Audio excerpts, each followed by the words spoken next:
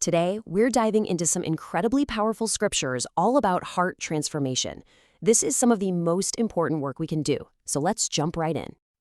I mean, have you ever had one of those mornings? You know the ones. Your eyes barely open and bam, the anger, the frustration, all those old wounds, they're just right there. It feels like this heavy weight on your chest before you've even had your first cup of coffee. It is so draining, right? It can feel like you're just stuck on this hamster wheel you can't possibly get off of. But here's a thought.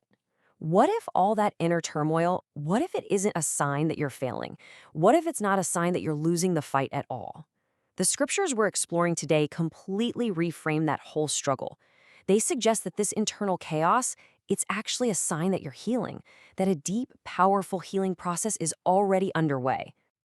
Okay, so to really get how this transformation works, we have to start at the very foundation, and that is your heart. So our first section is all about this idea.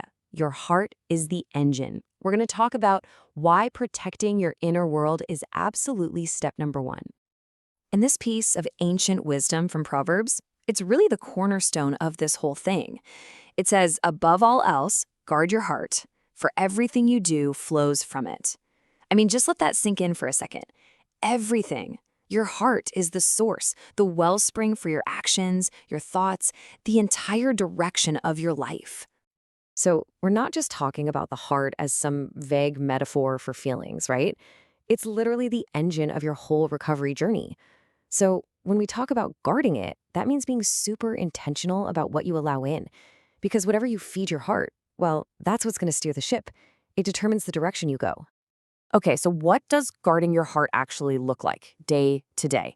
Well, it means putting up a defense against all those familiar enemies, those catastrophizing loops where you just imagine the worst, those old scripts from your parents that still play in your head, that family resentment that just simmers under the surface, envy, judgment, shame, and especially that nagging inner voice that lies to you telling you, I'm failing.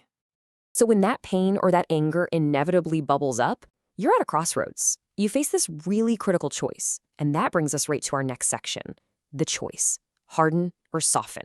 Because the decision you make in those moments of pain, well, that's what determines everything. This passage from Hebrews puts it so simply, but so powerfully. It's a direct challenge. Today, if you hear his voice, do not harden your hearts. It's this crucial reminder that hardening our hearts, man, that's the default. It's a constant temptation. But choosing to soften, that's the path to real freedom. And you can really see the two paths laid out here.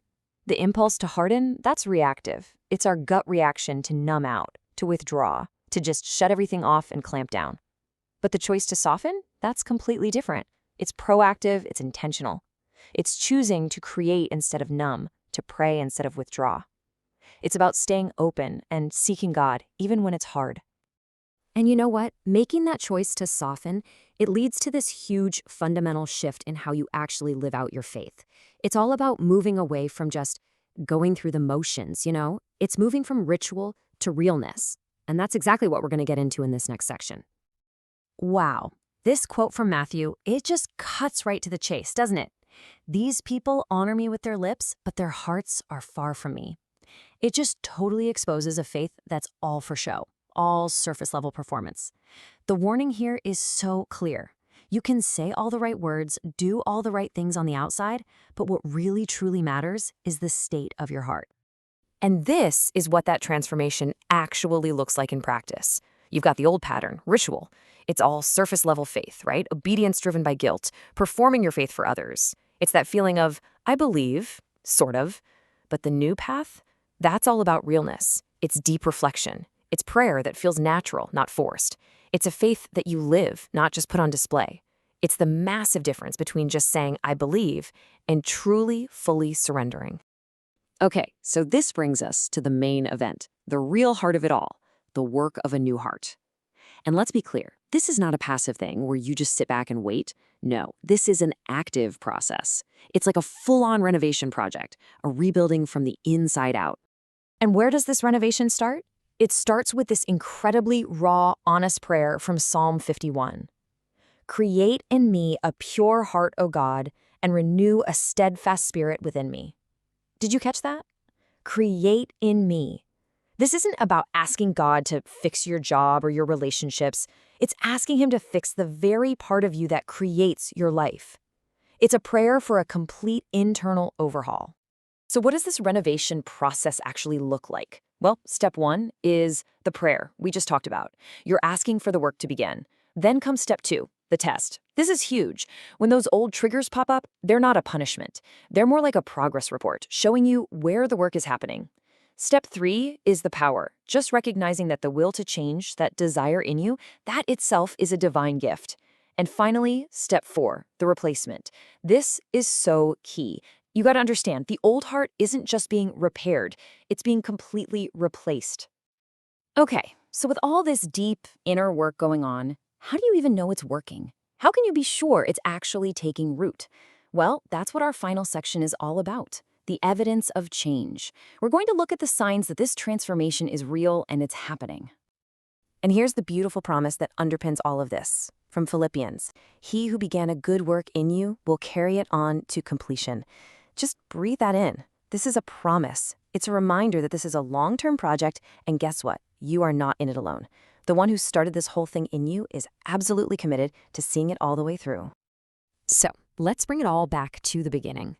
The next time you feel that inner chaos, that emotional turbulence, I want you to remember this. Your turbulence isn't a setback. It's not a sign you're going backwards. It is not a sign that you're failing.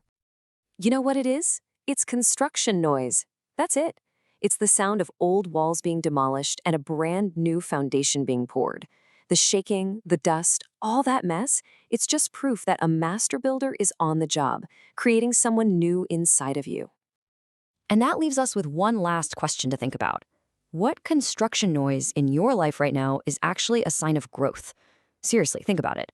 What struggle, what challenge that feels like a problem? What if, through this lens, it's actually the sound of you becoming who you were meant to be?